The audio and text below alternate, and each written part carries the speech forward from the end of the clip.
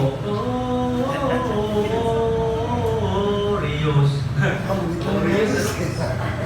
Rios pala eh. Rios. Gloria pala. Ayan, so salamat po sa ating choir. Ayan, sa kanila po mga kasali sa choir. Saturday po sila na ipapractice. Gusto nyo sumali, ano? The requirements na po is baptize and sing. Yun lang. Yung boses, wala na sa kanila pag-usapan nyo. Oo. Kasi magpagandahan ng boses, maraming mga magagandang ng boses sa Angel sa langit. Opo, so ngayon po ay meron tayong dalawa yata, no? Tanging bilang. Ayun, so nakapag-ready na rin kami kasi nakakahiya kapag hindi kami nag-practice.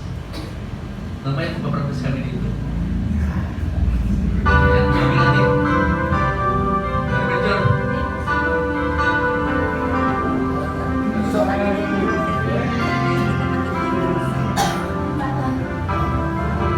Wow. Next. Sige sa kanya.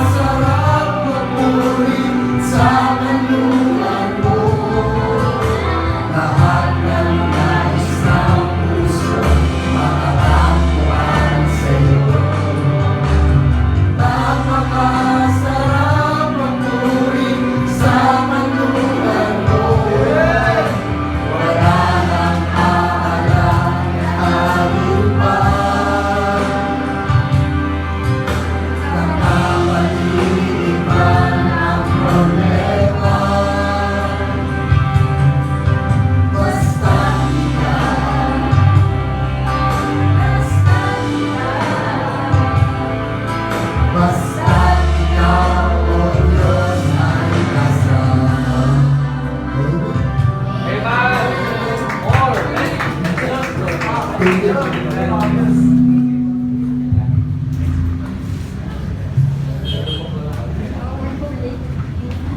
salamat po. Sabi ko family. Ayan, natuloy din. Oo, kasi nung galing ko ay hindi tuloy-tuloy. Opo, kaya salamat sa Panginoon. Ayan, so kami naman po aamin yung aking mga di ba tawag sa ano may bahay, no? Oo. Ito ba? Walang bahay. Nakikita lang kami. Tawagin ko yung aking walang bahay. Diba? Kasi pag ganun, matanda ba may bahay, no? May bahay talaga yan. Ito walang bahay ito. Title po nito is Household of Faith. Sabay mo babasa. Timothy ata.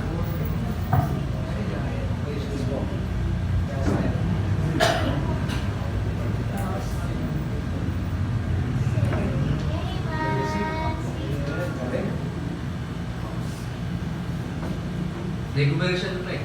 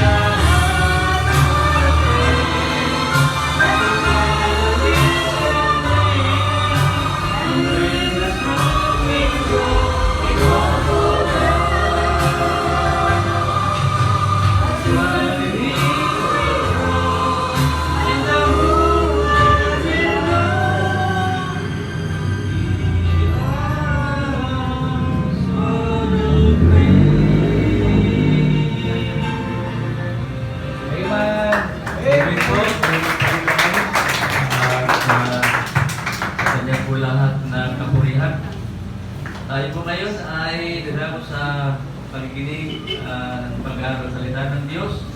Tuwagin natin si Pastor Agi. Magandang umaga po sa bawat isa. Magandang po sa magandang awitin. So, Pagawin ng Chor, kila Pastor Sani. Salamat dahil mayroong Liberty Family. Yung household of faith natin. Salamat dahil pastor tayo. Pastor Angel, Pastor Sani. Sila ma'am, nandyan sila na nagtyaga sa atin kung bakit tayo nandito ngayon sa kalalagayan na ikilala natin ang Panginoon. pamilya tayo, amen?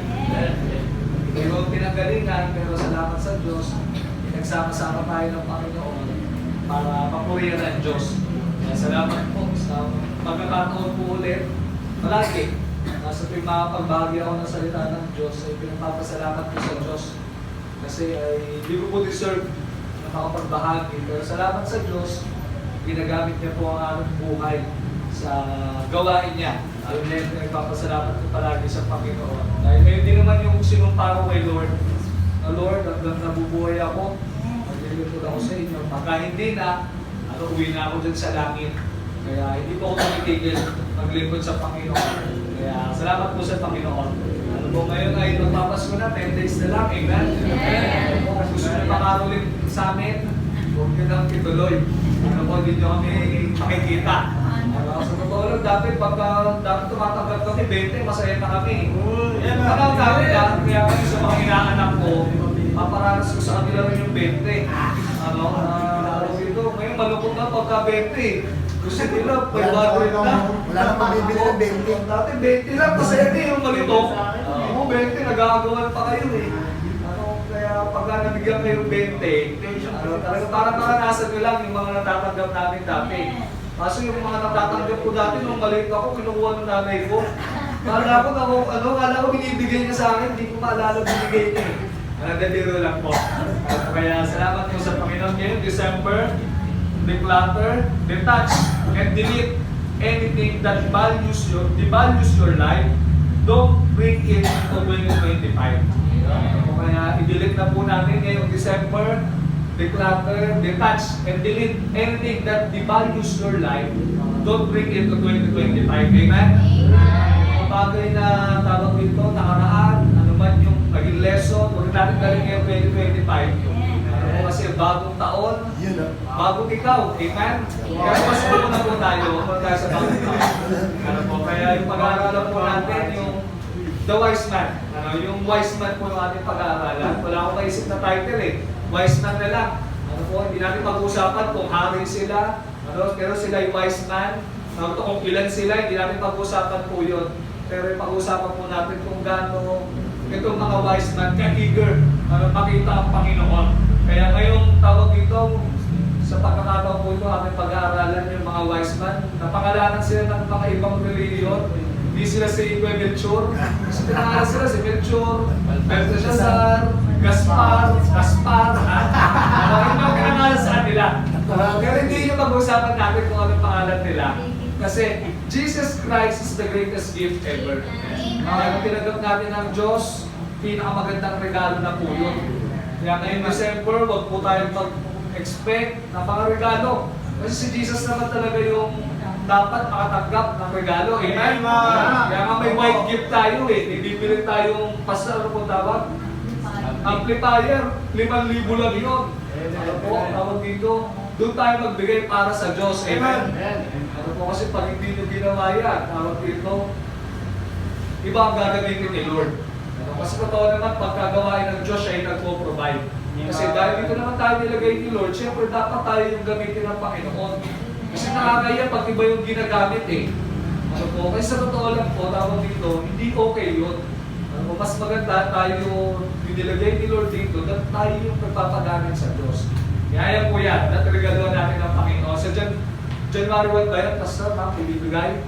Pwede na lang ibigay yun. Kung hindi na po kalalanan ng regalo mo sa akin, wala akong problema. Ano po yun? Basta si Jesus na makatanggap, masaya na po tayo lahat. Amen? Kasi ako naman po ay talagang sobra-sobra na yung blessing na natatanggap ko. Pero kung magbibigay naman kayo, wala rin problema yan. Napag-uusapan naman po natin yan. Ano po? Jesus' greatest gift of all time. Always have been, always will be. Ano po? Kaya use the term Christmas instead of Xmas. Huwag Xmas ha. Ano po? Hindi mo pwedeng i-replace ang X si Christ. Dahil ang X mo, minsan ka nang iniwan. Si Christ, hindi kayo iniwan. Amen? Kung Xmas, pagkabati kayo, huwag na, Merry Xmas, huwag po. That's why talaga Christian birthday ng Panginoon yan. Kaya dapat kumpletuhin nyo na. Amen? Na kayong tama rin. Inex nyo pa si Christ eh. Kaya po yan. Kaya salamat sa Diyos. Dahil December 25, sineselebrate na mayroong pinanganak para sa atin. Amen? Amen. Ano po, tawag dito, kung pag-aaralan po natin ito, yung mga wise man, nung nakita nila ang Panginoon, hindi naman saktong pinanganak si Jesus na yan eh. Hindi na po sakto yan. Ano po, may edad na ang Panginoon, kaya nga yung pinapatay ni King Herod, 2 years old pa baba eh. Ano po, pagbabasahin po natin, ibig lang po sabihin, hindi na po issue yung date na pinanganak siya. Kung December 24 ka mag-celebrate, walang problema. Basta mag-celebrate ka, edi go kung anong araw ka mag-celebrate. Amen? Kasi marami pong hindi naniniwala dyan. Ano po, ang nakakalungkot, tumatanggap sila ng Christmas bonus. Dapat huwag sila tumanggap niyan. Ano po, hindi sila naniniwala sa mga Christmas. Ano po, kaya, ayan po, huwag na sila tumanggap ng regalo, no? Kaya, ayan po yan, salamat sa Panginoon. Yung wise man po, balik tayo sa kanila. Ayan po yan. Kaya sinabi po dito, declaration, sabay-sabay po natin banggitin ito. Declaration, ready now, read. Declaration, all I want for Christmas is more of Jesus. Sana kung meron tayo gugustuhin ngayong Pasko, ngayong makilala ang Panginoon, less of me, more of Christ. Ano po, kaya ayan po yan. Ano po, sinabi po dito, Jesus Christ was born to save mankind. That is the main reason why we celebrate Christmas. Kaya ngayon magpapasko, reminder ko lang po, ano po, gusto kong basahin natin ito, na nabasa ko lang din, gusto kong i-share sa inyo. Sinabi ko, this Christmas, if someone buys you a 300 gift and they are earn minimum wage, they are paid for to 5 hours of their life to get you more present, be thankful. Gift don't have to be expensive to have value. Kaya kung may magre-regalo sa inyo yung Pasko na worth 300, kahit mas mababa, pasalamatan nyo sila.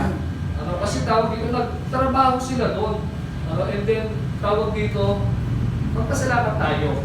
Kaya ngayon, making Christmas less toxic, commenting do's and don'ts. Kaya kung meron tayo, ngayon magpapasko, na hindi tayo maging toxic, o hindi maging unthankful, kasi maraming ganito, huwag po natin gagawin ito. Ngayon magpapasko, don't, sana pinera mo na lang. Kung sabihin nyo na pag may nagregalo sa sana pinera mo na lang. Ito lang. Huwag nyo pong gagawin yan. Hindi maganda. And then do. If you receive something, it is because they thought if you, in Tagalog, nasa isip kanila. Be grateful for it. Period. Okay? Kung may nagregalo sa'yo, naisip ka niya. Dapat pasalamat ka. And then sinabi po dito, don't, bakit hindi ka tumulad kay yung mga ganyan? Kung ibabangkitin niya, bakit hindi ka tumulad kay Huwag mo gagamitin po yan. Do. Only compare products like Jollibee Chicken or McDo or mga sabon, Tide o Perla, ay compare nyo, pero yung tao, huwag mo compare sa ibang kapwa niya. Yung mga product lang, ikumpara nyo kung ano mas maganda. Sinabi ko ito, don't, bigyan mo naman si ganito. Yung mga ganyan, huwag mo babangkitin nyo, bigyan mo naman si ito yung mas maganda, do. Not because mayaman o nakakaraos ang isang tao, hindi pwedeng mag-demand. People work out to get where they are now. And then don't, huwag nyo babangkitin po ito magkakasko. Uy, tumaba ka. Huwag nyo babangkitin nyo, uy, pumapayat ka. Nagsahabig ka ba? Huwag nyo babangkitin po yan. Uy, napabayaan yan. Napabayaan ka ba? Babangkitin mo, ang dami mong pimples. Hindi nabanggit po yan ngayong magpapasko. Para ka namang ting-ting. Minsan nababanggit natin yan Kala natin okay sa tao nakakarinig. Kasi sinabi nito, ang itim mo, ang puti mo naman. Yung mga gano'n, diba? Ang itim mo, ang puti mo naman. Pero sinabi dito, huwag po natin babanggitin yan. Shut up if you wala ka sasabihin maganda. Ay, maganda na. Kaya nga, kapatid, don't, kailan ka mag-aasawa? Huwag niyo ba pagkitin niyo sa mga taong nagkakaedad? Huwag niyo pagkitin sa amin? Kailan ka mag-aasawa? Nakaka-umpindi. Tawag dito, kailan ka magkakaanak? Learn that people have different timeline and priorities. PS. Okay? And people are dealing with unknown battles. Know better. Do better. Amen? Kaya may magpapasko, huwag po natin babanggitin yung mga bagay. At yung dapat natin binabanggit ay yung sabihin natin. Pero hindi po yun ang gusto kong pag-usapan natin. Sa wise man po ulit tayo balik. Pinaalalanan mo lang po tayo. May pagpapasko, huwag mag-expect para hindi ka mag-disappoint, para hindi ka malungkot. Tawag dito, hindi ko lang po sabihin, kung may magbigay, wala, blessing. Amen? Pero tawag dito, si Jesus magpo-birthday. Siya yung regaluhan natin. Amen?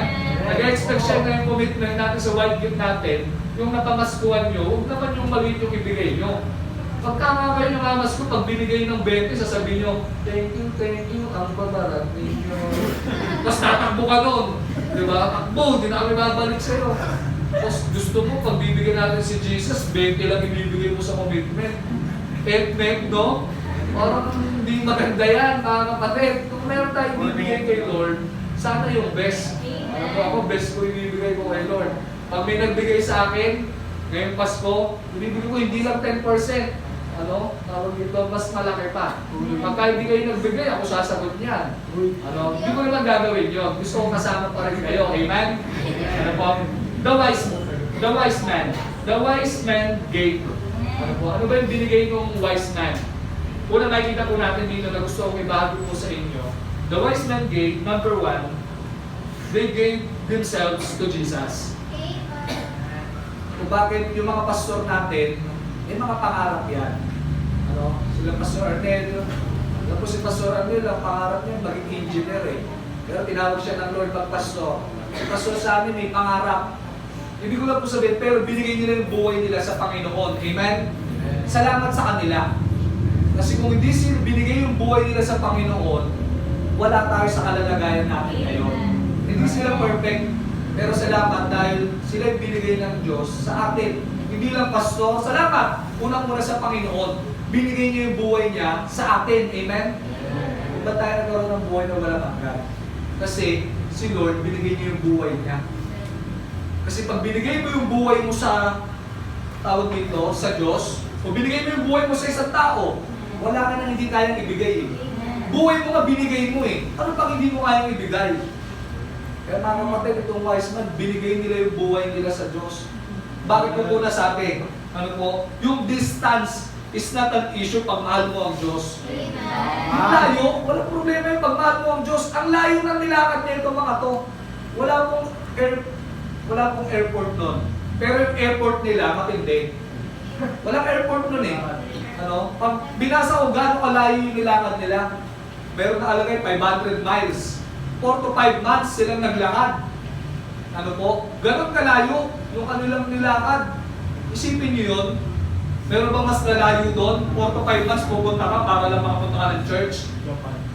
Mahirap po yun. Punta ako sa church ilang araw ko mag-ano. 5 months pinakamatagal yun pag mabagal ako maglakad. Itong wise man, ganon. Kaya, distance is an issue pag mahal mo. Kahit gano'ng kalayo yan, pag mahal mo, pupuntahan mo.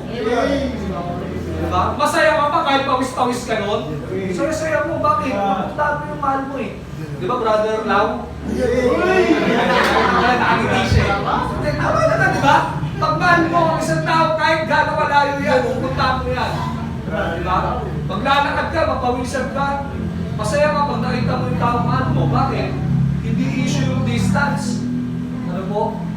Ito mga wise man, kaya niyon 4 to 5 months naglakad. At hindi ito. May mas lalayo doon. Kaya nakakabilis yung mga Christian na malalayo, umupunta ng church eh. Okay? Sino ba malayo po natin dito? Wala naman. Sila Rangers sa Australia. Diba sa Bollywood? Diba? Si Aizen, nilalakad minsan yun doon sa Hari. Diba? Tumatakbo pa yan eh. Unang katingan dito, nakalong sleep, pawis-pawis pa eh. Nakakatuwa eh. Kasi pag mahal mo naman talaga, hindi issue mo malayo. Yung mga wise man, nakikita mo sa kanila, hindi issue malayo. Kaya nga nung nakita nila yung star eh. Diba? Ang saya nila eh. Wow, ayun na yung star! Wow. Ay, gag-guide na sa kanila kasi wala namang waste nun eh. Walang Google Map eh. Yung star lang yung susundan nila. Mahirap pa sundan yun. Sila rin nilang sundan yung star. Parang hindi mo lumalayo din Diba? Pag sundan mo, kung palayo siya ng palayo, ibig ko lang pong sabihin parang Nung nakita nila yung Islam na meron silang susundan para makita si Jesus, ang saya nila. Hindi ko lang po sabihin, distance is not issue kasi binigay mo na yung buhay mo. Hindi lang yung difficulties is not an issue pag mahal mo yung tao. Lalo na pag mahal mo ang Diyos.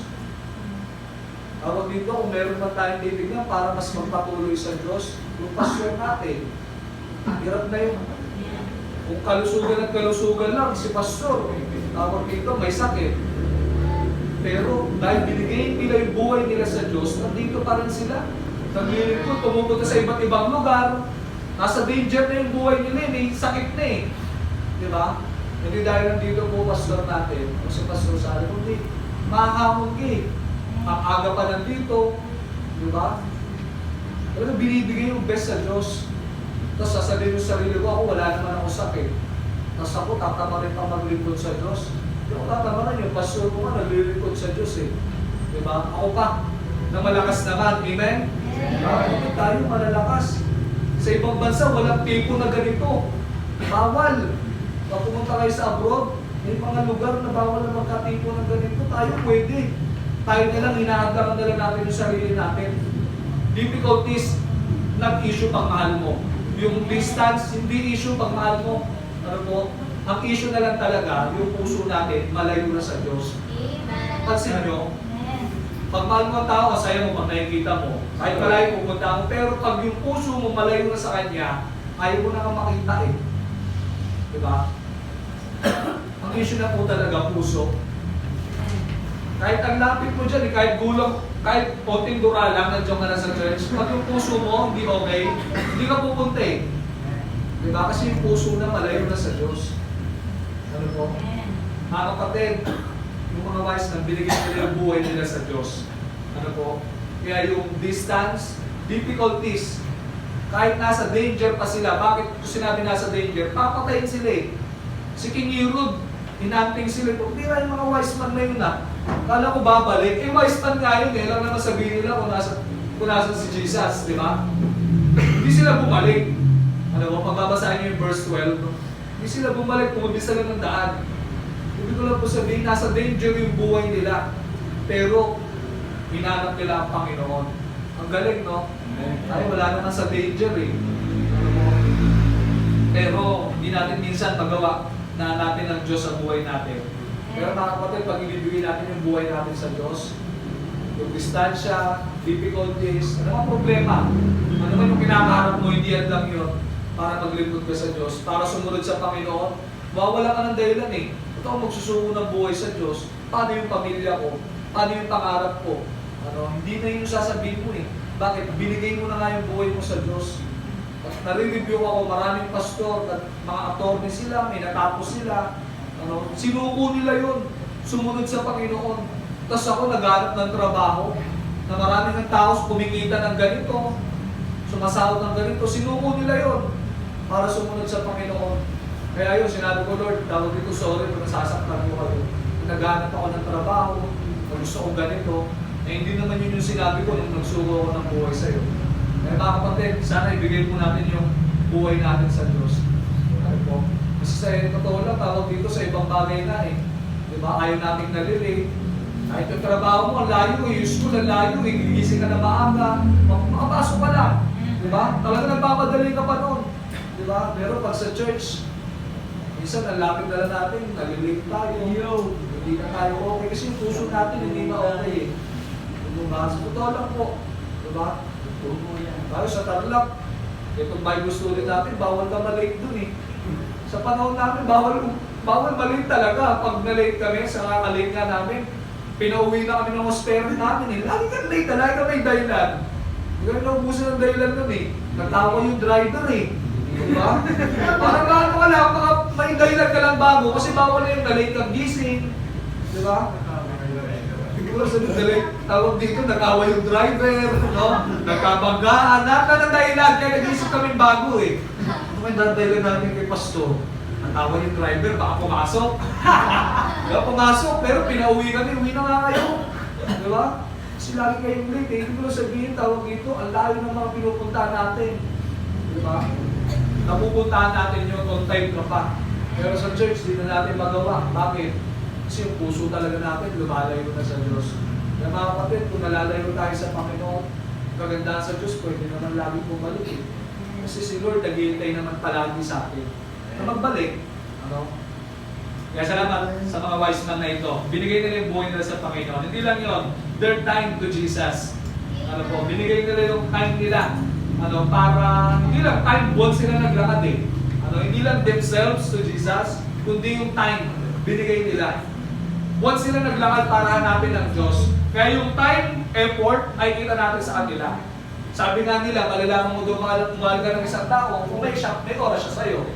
Totoo naman, no? Kasi pag walang oras sa iyo yung tao, mapampalipas oras ka lang yan. Ay, hirap yun. Diba?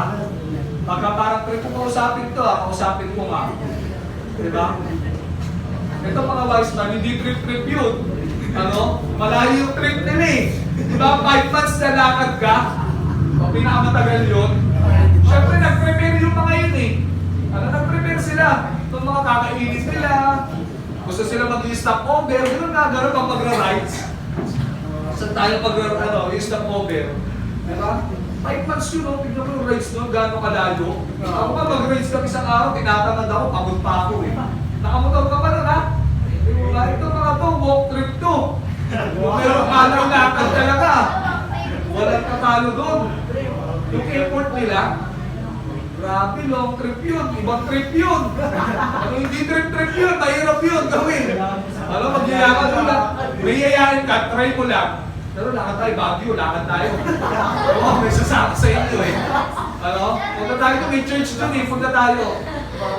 Hindi mo sabihin, grabe yung effort na itong mga wise man, no? Pwede naman nilang ano na lang eh, di ba? Pwede bang manood nila ako TV, live na lang ako dyan. Pag napuntahan niyo si Jesus, live nyo, ano, panood ako sa inyo. Ano, galing, no? Pero tayo, nakakalungkot, di ba? Nawawalan na tayong oras sa Diyos. Kamusta yung prayer life natin? Yung Bible reading, nakakalimutan na nga natin eh. At least nung church eh, tawag dito, hindi na natin magawa. Wala na tayong time sa Diyos. Ano po? Hindi naman na nakakapagod pumunta sa church. Hindi ko lang po sabihin mga kapatid, yung time effort, travel effort, matindi po mga wise man. Ano? Kung gano'n nila minahal ang Diyos. Ano po? Ay, nakikita natin yung time nila, talagang binigay nila sa Panginoon. Ano po? Yung mga wise men na ito, yung mga magi, hindi naman sila normal na tao eh. Mayayaman ito. Ano? Mga okay yung buhay nito. Pero hinanap nila ang Panginoon. Amen po? And then last, ano po? Hindi lang yung themselves to Jesus, their time to Jesus. They gave, the wise man gave their treasure to Jesus. Kaya sinabi po sa verse 10, basahin po natin ito.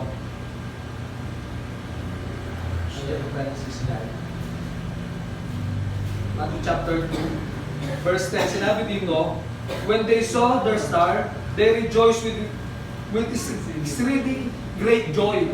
Ano po? Eh yung nangyari sa kanila, makikita natin dito yung gladness sa verse 10. Ano? Nakakalungkot, marami sa atin hindi na masaya pag nasa church eh. Kamusta yung pag nakikipag-usap kayo sa Diyos, masaya pa ba? Nung nakita nila ang Panginoon, ang saya nila. Star pa lang nakikita nila doon ha, uy, nakikita na natin ang Diyos. Maglalakad pa sila doon. Pero nakita nila ang Diyos, yung gladness nila, ang saya-saya nila. Kaya para pag nakita ka ng fireworks, wow, fireworks! Diba ang saya? Parang ganun pala yung nakikita nila eh. Pero nung pupunta na nila ang Panginoon, nasaya doon, na naglalakad sila siguro. Ano? Kasi ayun yung exceeding great joy eh. Diba? Marami sa atin pag nasa church, hindi na masaya eh. Minsan nga, pag nasa church tayo, nandyan yung tulala ka. Parang naikinig, tulala. Diba? Hindi lang tulala, may tampo ka pa. Nasa church ka, nagtatampo ka sa pamilya mo, nagtatampo ka sa kapatid mo, nagtatampo ka kay pastor, sa kapatiran, nagtatampo ka. Hindi ka lang tulala, tampo ka pa, ano, tinatamad ka pa. Puro tiyan eh. Tamad ka pa. Diba? Diba yan sa church? Hindi pa ka nag-iisip, iniisip mo na, ano ang oras matatapos? Diba? Lubuto na ako ah. Diba? Ay, gagabihin ako ah. Diba? Ilang oras, kakaupo lang doon. Nahuli na ng kumating, gusto niya, una pa siyang uuwi. Nagmamadali pa yun. pag magpo-closing prayer si Pastor Sani, alis na yun. May kilala akong gano'n, di ba sa Bitse? Ready na lang. Diba? Uli na siya, gusto niya pa, una pa siya uuwi. Hindi na okay, wala nang sayi eh. Pero itong mga wise man, ang saya nila. Nung nakita nila yung star, wow, may star! Diba? Susunod na tayo, nakikita na natin si Jesus. Hindi lang yung gladness nila, nakikita rin natin dito yung gesture nila, yung itsura nila. Ano? Yung masaya sila. Ano po? Nag-bow down sila sa Diyos eh. Di ba nakikita nyo doon, sa verse sinabi dito, verse 11.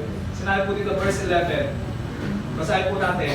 And when they were come into the house, they saw the young child with Mary his mother, and fell down and worshipped him. And when they had opened their treasure, they presented unto gifts, gold, frankincense, and myrrh. Ang galing, no? Kaya si Jesus, Diyos talaga siya. Nag-worship yung mga magi, yung mga wise man eh. Kasi kung hindi Diyos si Jesus, pinigil sana ni Mary yan. Uy, huwag niyong i-worship yan. Si Jesus yung worship, hindi si Mary. Kasi kung kasama si Mary, ba't nakabambit dyan?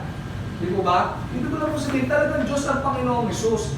Kasi worship siya ng mga wise men. Meron silang binigay. Yung gesture nila, nakaluhod sila nung nakita nila ang Panginoon. Baka umiiyak pa to eh. Iyak saya. Kasi nakita na nila ang Panginoon. Ano po? Hindi saktong ipinanganak si Jesus niyan. Ano, may 2 years old na pababayan ang Panginoon. Kasi yung pinapatay ni King Herod niya, 2 years old pa babae. Nung hindi na bumalik yung mga wise men eh. Hindi ko lang po sabihin sa atin. Minsan, pag pupunta tayo ng church, gesture natin, pinapakita pa natin sa church, kay pastor, na gusto mo na agad umuwi. Parang yung gesture mo parang hindi ka na masaya. Gusto nyo ba yung gano'n, yung kinakasama kayo, hindi ka masaya? Hindi na yata masaya sa akin kung kaibigan ko na to, hindi mo ko na kaya. Gusto nyo ba yung kasama mo hindi masaya pagkasama ka? Walang gano'n. Na pagkakasama ka, napipilitan lang ako sa'yo eh. Diba? Nakikita sa itsura yun eh. Pansin nyo ba yung pagka yung tao ayaw kang kasama? Ako lang nakakalam, ako lang. Diba pagka tao ayaw mo kasama, nakikita mo sa gesture niya eh. Ng itsura niya, ng kilos niya. Parang naiirita sa'yo. Kasama eh. Parang gusto ko nang alisan agad. Yung wise man hindi eh. Lumuhod sila. Nag-worship sila sa Panginoon. Nakakalungkot sa atin. Kulang na lang si Pastor Sani mag-magic dito para mamangha tayo sa sinasabi niya eh. Ano? Parang mag-bless ka lang. Talagang para maiyak na lang kayo eh. Pwede umiyak kami dito eh. Para mag-iyakan lang ba sa Panginoon? Diba? Hindi na nga natin nagagawa yung pupunta sa harap, mananalang, lulog, isa pa na lang. Na magpapakumbaba kayo, yung mga wise pa nagpakumbaba sila eh. Diba? Kasi yun naman yung ibig sabihin ng pag-load eh. Nagpapakumbaba ka na hindi mo kaya, kailangan mo ang Diyos. Ito ginawa nila, yung gesture nila, makikita mo kung gaano nila nagpapakumbaba na kailangan nila ang Diyos. At gusto nila sambahin ng Panginoon. Sana po tayo gano'n din.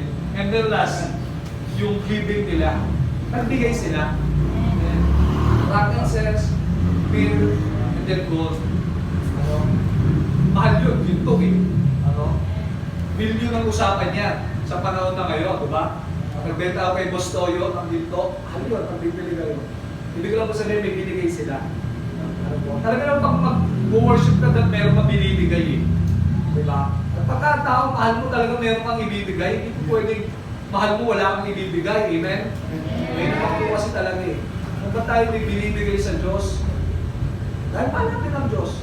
Kung ba tayo may mga mission of, may mga mission, tithes and offering, mga commitment, kasi mahal natin ang Lord. Diba? May sa totoo lang po, sila pastor, sila mang lagi, wala namang natatanggap yan dito sa church eh. Pero dahil mahal ang Diyos, nagpapatuloy sila sa Panginoon. Amen? Ang magandang example sa atin, na paalala ng Panginoon, dahil maalala ng Diyos, magbibigay tayo sa Kanya. Kasi magaling ang Diyos, pag nagbigay ka, binabalik niya. Amen. Sobra-sobra. Ano po? Ibig ko lang po sabihin mga kapatid, yung mga wise men, may binigay sila sa Panginoon. Kaya mga kapatid, huwag natin kalimutan yung pagbibigay natin sa Diyos. Hindi issue yung magbigay ka pag mahal mo eh. Kahit nga bumasos ka malaki, hindi Hindi mo naman kukumpute nyo, ito, magkano yan, ganito yan ha. Bibili kong ganito yan. Hindi mo naman sabihin, hindi eh. Pag mahal mo yung isang tao, hindi mo naman kinukompute yung nililibre mo sa kanya eh. Nagkukomputan ba kayo? O nililibre kita, 100 yun ha. Hindi na nililibre sa akin. Walang ganun magmahal ng tao mo. Diba? Wala namang ano yun eh. Hindi mo na nga minsan titignan yung presyo para kung sa'yo na magre-regalo ka, hindi mo titignan yung price tag. Diba? Yung parang price, hindi, mahal ka, bibili ko yan. Diba? Gusto ko maging ganun eh. Para pa may re-regaluan ako. Diba? Kaya kayo magpapasko, may regalo ang church sa inyo. Amen? Diba? Kaya huwag kayo mawala ng example ha. May parapol tayo. Huwag kayo mawala. Baka makabulit kayo ng washing. Yan yung mga pamimigay namin, airport. Parang ka sa Sunday. Hindi kasi pagkali ko talaga, hindi issue yung magbigay ka eh. Mga kapatid, sa bawat isa sa akin, huwag natin kalimutan yung giving natin sa Diyos. Kasi once na nagbigay ka sa Diyos, ibabalik niya.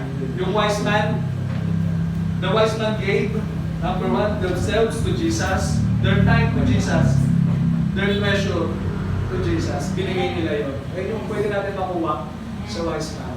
Ay niya ako mula tayo dito kayo. Why po si Pastor?